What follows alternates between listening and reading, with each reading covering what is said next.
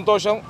ఎందుకంటే సర్వమత సమానత్వానికి భారతదేశంలో ఏదైనా వేదిక ఉందంటే అది బారా షహీద్ దర్గా అని చెప్పి గర్వంగా ప్రతి భారతీయుడు చెప్పుకునే పరిస్థితి.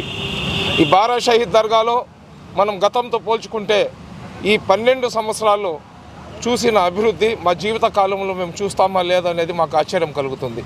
ఎందుకంటే బారా షహీద్ దర్గా చాలా నేరోగా, దర్గా లోపల వచ్చిన లక్షలాది మంది భక్తులు దర్గా లోపల గంధం రోజు లోపలికి వెళ్ళే పరిస్థితి ఉండేది కాదు.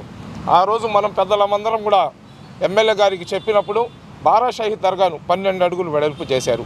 అదేవిధంగా బారా షహీద్ దర్గా పెద్ద ఈద్గా, ఈ ఈద్గా నెల్లూరు జిల్లాలో ఉన్న ప్రతి ఒక్కరు కూడా రంజాన్ బక్రీద్లో నమాజ్ చదువుకోవడానికి ఈద్గాకి వస్తారు.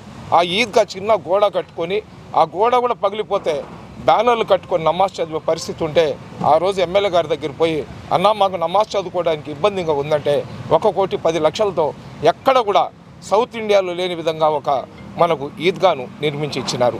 అదేవిధంగా ఎక్కడ కూడా మనం చూస్తుంటాం ఏదైతే సింహద్వారాలు ఉంటాయో ఆ దర్గా కానివ్వండి, టెంపుల్ కానివ్వండి, ఇల్లు కానివ్వండి, ఏదైనా కానివ్వండి దానికి సింహద్వారం అనేది చాలా ముఖ్యం.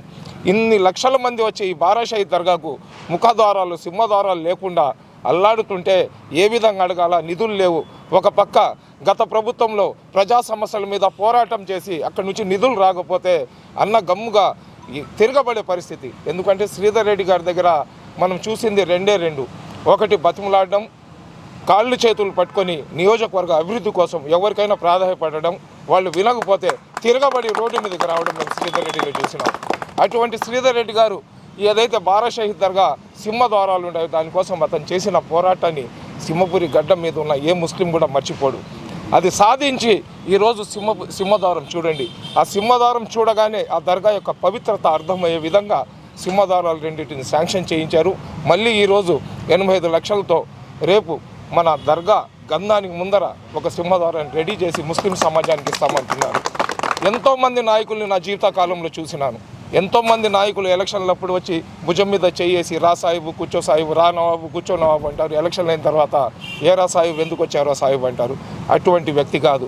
మనం ఒక పని కానీ చెప్పేస్తే మన ఇంటికి వచ్చి అయ్యా నువ్వు చెప్పిన పని అయింది లే స్వామి అని చెప్పే మనస్తత్వం ఉన్న వ్యక్తి మన రూరల్ నియోజకవర్గానికి ఉండడం నిజంగా అల్లా మాకు ఇచ్చిన వరంగా భావిస్తున్నాము. అదేవిధంగా మనకు అన్ని విధాలుగా అన్ని కులాల వాళ్ళకి సహకరిస్తూ సర్వమత సమానత్వానికి నిదర్శనంగా రూరల్ నియోజకవర్గానికి తీర్చిదిద్దుతున్న శ్రీధర్ రెడ్డి గారికి, గిరిధర్ రెడ్డి గారికి అల్లా యొక్క చల్లని ఆశీస్సులు ఉండాలని కోరుకుంటున్నా. అస్సలాము